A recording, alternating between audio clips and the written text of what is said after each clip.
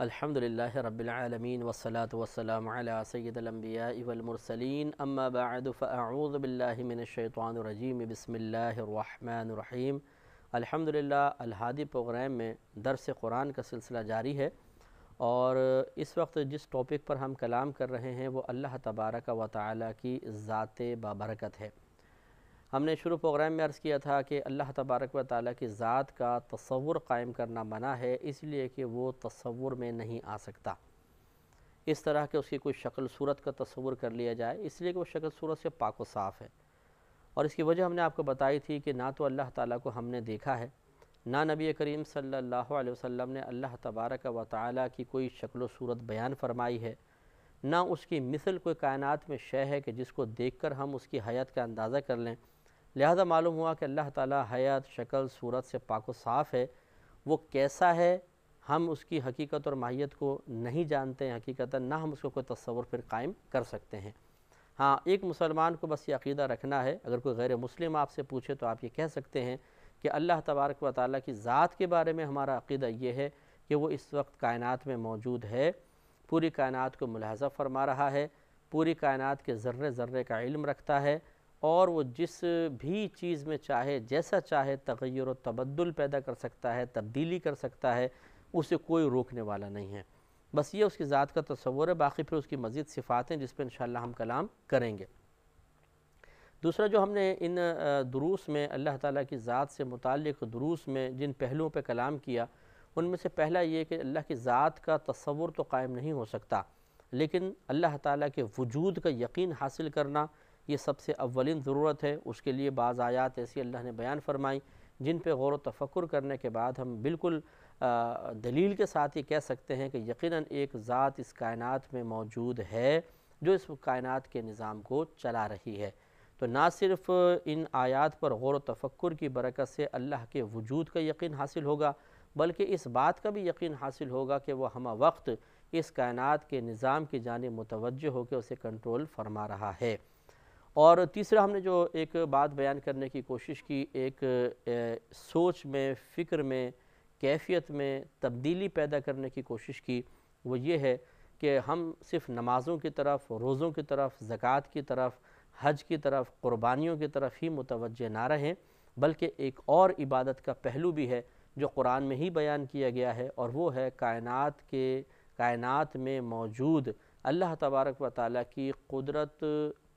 کے دلائل، ان پر غور و تفکر کریں۔ تو اللہ تعالیٰ کی قدرت کے دلائل پر غور و تفکر کرنا اور اس سے اللہ تعالیٰ کی مزید عظمت اپنے دل میں پیدا کرنا، اس کی قدرت کا مزید یقین پیدا کرنا، یہ بہت بڑی عبادت ہے۔ اور اس یقین کی برکت یہ ہوگی کہ انسان شکوہ شکایت سے محفوظ ہو جائے گا، اللہ تبارک و تعالیٰ کا بندہ ہونے پہ فخر کرے گا، اسی طرح گناہوں سے محفوظ ہوگا کہ جتنا اللہ تعالیٰ کی قدرت کا یقین ہوتا ہے، ان نشانیوں پہ غور و تفکر کرنے کے بعد اتنا ہی انسان گناہوں سے بچتا ہے، کیونکہ جب انسان اللہ تعالیٰ کی طرف سے غافل ہوتا ہے تو پھر وہ گناہوں کی طرف مائل ہوتا ہے، اور ان کائنات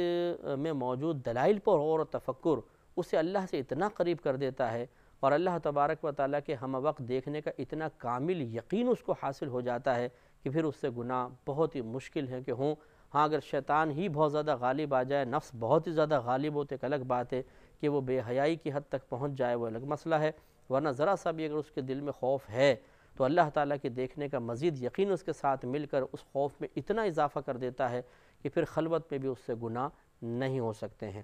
اور یہ دعوت فکر، دعوت غور و تفکر خود اللہ تعالیٰ نے قرآن پاک میں ارشاد فرمائی، بلکہ کفار نے ان پر غور نہیں کیا تو اللہ تعالیٰ نے ان کی مذمت بیان فرمائی، جیسے کہ آگے میں آیات عرض کروں گا۔ تو جب اللہ تعالیٰ ایک غیر مسلم کے ان کائنات میں موجود دلائل پر غور و تفکر نہ کر کے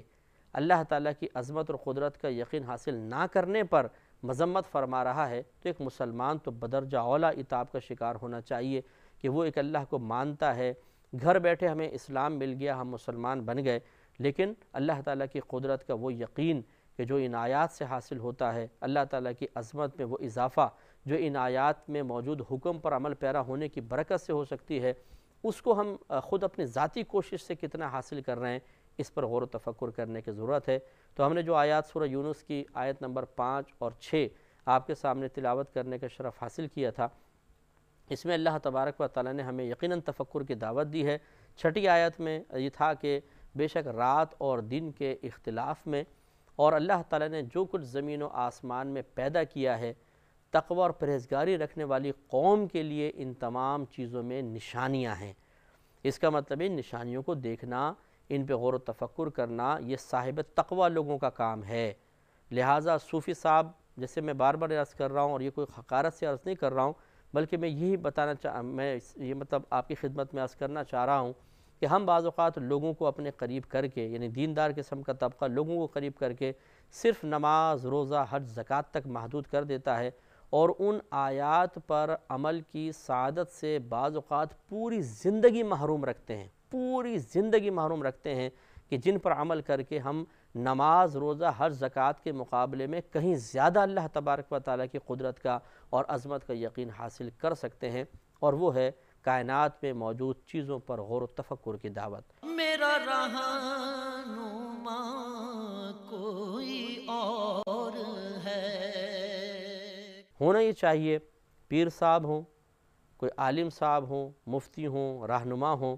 جہاں دیگر بہت سارے امور پہ توجہ کرتے ہیں، وہیں پر ایک وقت مخصوص ہونا چاہیے تفکر کے لیے، غور کے لیے۔ اپنے مریدین کو، اگر شیخ ہیں تو اپنے مریدین کو تلقین کریں، اگر استاد ہیں اپنے اسٹوڈنٹس کو کہیں، آپ ٹیچر ہیں تو اپنے اسٹوڈنٹس کو یہ ذہن دیں کہ آپ کم از کم دن میں 5 منٹ، 10 منٹ اللہ تبارک و تعالیٰ کی قدرت کے دلائل پر غور و تفکر کی عبادت بھی کریں گے۔ وہ جیسے میں نے آپ کو پچھلے پروگرام میں عرض کیا، تفکر کے مختلف طریقے ہو سکتے ہیں۔ اگر آپ کو ویسے بہت زیادہ علم نہیں بھی ہے، تب بھی آپ ظاہری چیزیں دیکھ کر بھی بہت آسانی سے آپ اللہ تعالیٰ کی قدرت کا یقین حاصل کر سکتے ہیں۔ جیسے میں نے آپ کو بتایا کہ اپنے آپ اسی پہ غور کر لیں کہ جب ہم غذا پیٹ میں ڈال لیتے ہیں تو وہ غذا کیسے پستی ہے، کیسے مختلف اشیاء میں بدل جاتی ہے، کون اندر بدل رہا ہے، کیسا ایک نظام ہے اللہ تعالیٰ نے بنایا ہے، آٹومیٹک نظام، کہ اسی ایک ہی غذا سے مختلف آئٹم تیار ہو رہے ہیں، گوشت بھی ہے، کھال بھی ہے، ناخن بھی ہیں، بال بھی ہیں، دانت بھی ہیں، آنکھیں یہ بھی بن رہی ہیں، اور پھر کس طرح جسم کی بناوٹ پر اگر آپ غور و تفکر کریں، ہاتھ کیسا فٹ ہے، بازو کیسے کوہنیوں کے ساتھ، کوہنیاں یہاں، گردن کیسے ہے، کان، ناک، آنکھ، زبان، دانتوں کا نظام، سانس کا آنا جانا، حیرت انگیز چیزیں، حیرت انگیز۔ اور اگر یہ کہا جائے، اور یہ تو خیر انسان بہت بڑی چیز ہے، صحیح بات یہ ہے، ایک آپ مچھر کو شہید کریں، اسے ماریں، اور مارنے کے بعد مائکروسکوپ میں دیکھ لیں، یا کوئی آچھی شیشہ اس کو کہتے ہیں، اس سے ذرا بڑا نظر آتا ہے، اس کے اندر رکھ کر دیکھیں، اتنے سے مچھر میں اللہ تبارک و تعالیٰ کی صنعت کی عظیم کاریگری اگر آپ کو دیکھنی ہے تو آپ دیکھیے اور اشش کر اٹھیے۔ اتنا سا مچھر ہے، اس میں پورا نظام ہضم ہے، ٹانگیں ہیں، پر ہیں، اس کی آنکھیں ہیں، ناک ہے، خون سک کرنے کی ایک سونڈ بھی اس کو دی گئی، ایک آلہ دیا، انجیکٹ کرتا ہے وہ خون کو، اور اتنا ہلکا کہ ہوا اڑا کے لے جائے، پھونک مارے تو وہ اڑ کے چلا جائے، لیکن پکڑ کے کتنی بھی پھونکے ماریں زور سے، اتنا نازک ہے یوں کھینچیں گے ٹوٹ جائے گا، لیکن پھونک جتنی مرضی ماریں، ایسا نہیں کہ یوں کریں گے تو پر اڑ کے چلا گیا، اس کا سر دھڑ سے جدا ہو گیا، نہیں، ہوا کا پریشر برداشت کر رہا ہے، طاقت بالکل نہیں برداشت کر سکتا۔ اور اگر یہ کہا جائے کہ پوری دنیا کے لوگ مل کر جس میٹیریل کا، جس چیز کا اللہ نے مچھر کو بنایا ہے، اس چیز سے ایک مچھر بنا کر دکھا دیں تو میرے خیال میں کوئی نہیں بنا سکتا۔ ہم پلاسٹک کا تیار کر کے رکھ دیں گے، لوہے کا تیار کر سکتے ہیں، مٹی کا مچھر بنا لیں گے، پلاسٹک آف پیرس کا شاید مچھر بنا کے رکھ دیں گے اسی کے حیات کا، لیکن اسی لیے میں نے لفظ استعمال کیے، جن چیزوں سے اللہ نے مچھر کو بنایا ہے، بس سائنسدان یہ تو مطلب تشخیص کر سکتے ہیں اس میں کیا کیا چیزیں ملی ہوئی ہیں، انسان کی کھال کس سے بن رہی ہے، یعنی اس میں کتنا چونا ہے، کتنا کیلشیم ہے، کتنے مطلب اور دیگر آئرن وغیرہ ہے، یہ سب حساب کتاب تو بنا لیتے ہیں نا،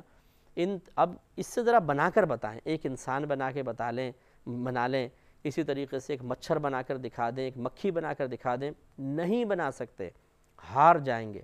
معلوم ہوا کہ اللہ تعالیٰ سے کون مقابلہ کر سکتا ہے کہ جب اس کے پیدا کردہ ایک مچھر کے مقابلے میں مچھر اسی میٹیریل سے بنانے سے ہم عاجز ہیں، تو ہم اللہ تعالیٰ سے کیا مقابلہ کریں گے۔ اب ان بے وقوفوں کی جرت دیکھیے کہ جو ارے جی دیکھی جائے گی آخرت کا عذاب، ہم نہیں پڑھتے نماز وغیرہ، ہم نہیں رکھتے روزہ، دیکھا جائے گا آخرت میں، وہ جو ہوگا دیکھا جائے گا، جرت مندی سے بولتے ہیں. انہیں ابھی اللہ تعالیٰ کی عظمت کا یقین ہی حاصل نہیں ہوا.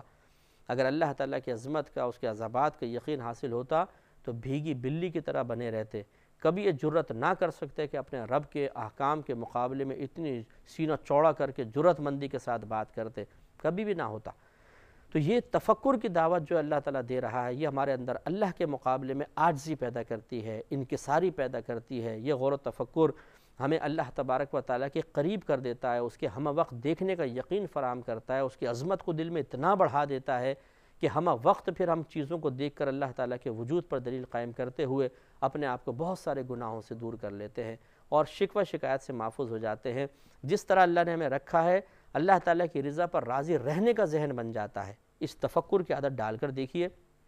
پھر اس کی برکت دیکھیں. تو ہمارے مطلب مشائخ حضرات کو بھی چاہیے، اساتذہ کو چاہیے، ٹیچرز کو چاہیے کہ وہ بچوں کو اس طرح ذہن بنائیں، اسٹوڈنٹس کا ذہن بنائیں. ہمارے جو ائمہ حضرات مساجد میں خطاب کرتے ہیں، بیان کرتے ہیں، جو مبلغین تبلیغ فرماتے ہیں، انہیں بھی چاہیے کہ اس بھی چیز کے اوپر لوگوں کو مجتمع کریں،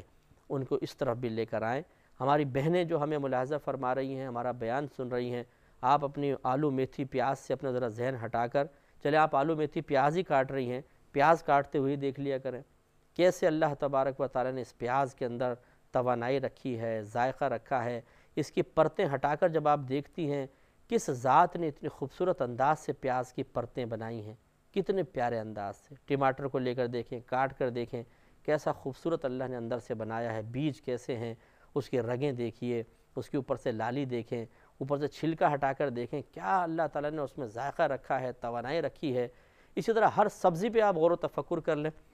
تو ہماری بہنیں بس وہ کاٹتے کاٹتے غیبت و چغلیوں کے اندر لگی ہوتی ہیں، پڑوسن ایسی ہے، فلاں کی شادی ہوئی ہے، دولہن ایسی تھی، دولہا ایسا تھا. یہ غور و تفکر نہیں کرتی ہیں. اسی وجہ سے اللہ تبارک و تعالیٰ کی قدرت اور اس کی عظمت پر عظیم دلیل ان کے ہاتھ میں موجود ہوتی ہے، لیکن تفکر کی سعادت حاصل نہ کرنے کی وجہ سے اس کے باوجود بالکل اللہ تعالیٰ کی ذات سے غافل ہو کر غیبت اور چغلیوں کے اندر مصروف ہوتی ہیں. یہ غلط طریقہ ہے. بہنوں کو بھی چاہیے غور و تفکر کریں. میرا رہنما کوئی اور ہے. اب اسی لیے میں نے عرض کیا کہ آپ 5 منٹ 7 منٹ ایک وقت تفکر طے کر لیں کہ ہم نے اس میں تفکر کرنا ہے. کسی ایک چیز پر، مچھر پہ کر لیں، مکھی پہ کر لیں، مچھلی پہ کر لیں، اپنے ہاتھ پیر پہ کر لیں، نظام ہضم پہ کر لیں، اللہ تعالیٰ کے نظام تقسیم رزق کے اوپر غور و تفکر کر لیں، بہت کچھ سمجھنے کو ملے گا. جس طرح اللہ تعالیٰ نے فرمایا کہ بے شک رات اور دن کے اختلاف میں نشانیاں ہیں، اسی پہ غور کر لیں. رات آتی ہے، دیکھیے ایک دم سکون سا آ جاتا ہے، تیز روشنی ختم ہو جاتی ہے، اندھیرا چھا جاتا ہے، قریب کی چیز نظر نہیں آتی ہے، اور خود بخود ایک دم حواس نیند کی طرف آدمی بڑھنا شروع ہو جاتا ہے. پھر سوتا ہے، بستر پہ لیٹنے کو دل چاہتا ہے، سو جاتا ہے، پوری رات سوتے گزرتی ہے. پھر اس کے بعد دن نکل آتا ہے، اجالا. روزانہ ایسا معاملہ ہوتا ہے. کون یہ رات کو لا رہا ہے، کون دن کو لا رہا ہے؟ دن کے اندر الگ کیفیات، رات میں الگ کیفیات، دن میں الگ جذبات، رات میں الگ جذبات. یہ تمام چیزیں ہمیں تفکر کی دعوت دے رہی ہیں. اللہ تعالیٰ نے خود فرمایا کہ رات اور دن کے اختلاف میں نشانیاں ہیں اس قوم کے لیے جو متقی پرہیزگار ہے. کبھی ایسا ہوا کہ پوری زندگی جو آپ کی سابقہ گزر گئی، 30 سال، 40 سال، 50 سال، 20 سال، 15 سال، آپ نے ایک وقت بھی بیٹھ کر رات کے آنے پر اور دن کے جانے پر، یہ دن کے آنے پر اور اس کے بعد رات کے رخصت ہونے پر غور و تفکر اس وجہ سے کیا ہو کہ ہم اللہ تعالیٰ کی عظمت کو اپنے دل میں پیدا کریں گے، اس کی قدرت پر ایک دلیل قائم کریں گے، یا ہم قرآن کے حکم پر عمل پیرا ہوتے ہوئے غور و تفکر کر رہے ہیں؟ شاید نہیں. یہ ہماری میجر مسٹیک ہے کہ ہم نے اتنی عظیم عبادت کو چھوڑا ہوا تھا. یاد رکھیں، تفکر بہت بڑی عبادت ہے. ان چیزوں پہ تفکر اللہ کے حکم کی تعمیل ہے، اور اللہ کے حکم کی تعمیل میں جب کوئی انسان عمل اختیار کرتا ہے، چاہے اس کا تعلق ذہنی عمل سے ہو، چاہے جسمانی عمل سے ہو، اعضاء جوارح کے ساتھ ہو یا باطنی اعضاء کے ساتھ ہو، اسے عبادت میں شمار کیا جاتا ہے. اور جب انسان عبادت کرتا ہے تو یہ عبادت اس کے درجات کی بلندی کا سبب بنتی ہے، وہ اس کے گناہوں کا کفارہ بنتی ہے، وہ اسے اللہ تعالیٰ کے قریب کر دیتی ہے، وہ اس سے آخرت کے اور دنیا کے بہت سارے وبال اور مصیبتیں دور کر دیتی ہے۔ آپ کو اس تفکر کے نتیجے میں بھی یہ سب چیزیں حاصل ہو سکتی ہیں۔ اگلی آیت کی طرف آتے ہیں، جس میں اللہ تبارک و تعالیٰ نے بڑی عجیب اور غریب دعوت دی ہے۔ اللہ تعالیٰ ارشاد فرماتا ہے، یہ سورہ نحل کی آیت نمبر 48 ہے۔ ہم نے تو شاید اس پہلو سے کبھی غور نہیں کیا ہوگا، لیکن قرآن پڑھتے ہیں تو پتہ چلتا ہے کہ اللہ تبارک و تعالیٰ کی مشیت کیا ہے، وہ اپنے بندوں سے کس کس چیز پر غور و تفکر چاہتا ہے، جس کو آج تک ہم نے بسا اوقات معمولی سمجھ کے چھوڑا ہوتا ہے۔ اللہ تعالیٰ ارشاد فرماتا ہے، اولم یروا الی ما خلق اللہ من شیء، کیا یہ لوگ نہیں دیکھتے ہیں اس چیز کی طرف جس کو اللہ تبارک و تعالیٰ نے، جس کسی شے کو اللہ نے پیدا فرمایا، یتفیأ ظلالہ عن الیمین والشمائل، کہ اس کا سایہ جھکتا ہے، مائل ہوتا ہے، کبھی دائیں جانب اور کبھی بائیں جانب۔ مثلا روشنی ادھر سے آتی ہے تو اس طرف سایہ بن جاتا ہے، ادھر سے آتی ہے تو ادھر بن جاتا ہے۔ جیسے سورج نکلتا ہے تو چیزوں کے سایہ اس طرف بنتا ہے، پھر سورج اس طرف آتا ہے تو سایہ اس طرف بنتا ہے۔ اللہ تعالیٰ فرماتا ہے کہ کیا یہ لوگ نہیں دیکھتے؟ دیکھنے سے مراد شارحین نے فرمایا کہ تفکر نہیں کرتے سائے کے مسئلے پر، اور پھر فرمایا کہ سجدن للہ، یہ سایہ سجدہ کرتا ہے اللہ تبارک و تعالیٰ کے لیے، وہم داخرون، اور یہ سائے جو ہیں یہ جھکتے ہیں اللہ تعالیٰ کی بارگاہ میں۔ تو آپ اندازہ فرمائیں کہ شروع میں اللہ تعالیٰ نے اس آیت میں ارشاد فرمایا کہ اللہ تعالیٰ نے جب کسی بھی شے کو پیدا فرمایا اور اس کا ایک سایہ پیدا کیا ہے جو کبھی دائیں ہوتا ہے کبھی بائیں ہوتا ہے، اور وہ سایہ اللہ کے لیے سجدہ ریز ہو رہا ہوتا ہے، کیونکہ سایہ زمین پہ بنتا ہے۔ کبھی آپ نے سایہ کو کھڑے ہوئے نہیں دیکھا ہوگا، کبھی سایہ کو اوپر کو اٹھتے ہوئے نہیں دیکھا ہوگا، سایہ سامنے زمین پہ بنتا ہے۔ ہاں اگر دیوار ہو تو دیوار پہ بن جائے گا، لیکن یہ جھکا ہوا ہوتا ہے، جیسی چیز ہوتی ہے اس کے مقابلے میں جھکا ہوا سایہ ہوتا ہے۔ ہاں اگر آپ نیچے سے لائٹ ماریں گے تو پھر اوپر بھی بن جاتا ہے، لیکن یہ اکثر ہی جو سورج کے اعتبار سے سائے بنتے ہیں وہ زمین پہ لیٹے ہوئے بنتے ہیں۔ اللہ تعالیٰ نے اس سائے پر بھی غور و تفکر کی دعوت دی ہے کہ اگر تم اس پر غور و تفکر کرو گے تو اس سے بھی تمہیں اندازہ ہوگا کہ ایک ذات ایسی موجود ہے جو کائنات میں تصرف فرما رہی ہے، اور اس کے علم کی برکتیں پوری کائنات میں تمہیں نظر آ رہی ہیں۔ مثلا ہم بھی غور کرتے ہیں سایہ، کیا اللہ تعالیٰ چاہتا تو سائے کے بغیر بھی چیزیں پیدا نہیں کر سکتا تھا؟ بالکل کر سکتا تھا۔ جیسے شیشے کا سایہ کہاں ہوتا ہے؟ اگر اس پہ اپنی لائٹ ماریں، ایک شیشہ لگا ہوا ہے، لائٹ کراس کر کے سامنے نکل جاتی، اس کا سایہ تو نہیں بنتا۔ تو بعض چیزیں بغیر سائے کی بنائی ہیں۔ ہوا ہے، نظر ہی نہیں آتی،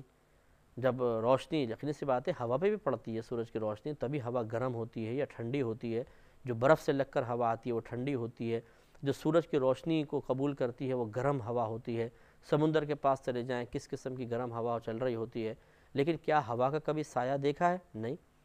تو اللہ تعالیٰ چاہے تو چیزوں کا سایہ بنا دے، چاہے تو نہ بنائے۔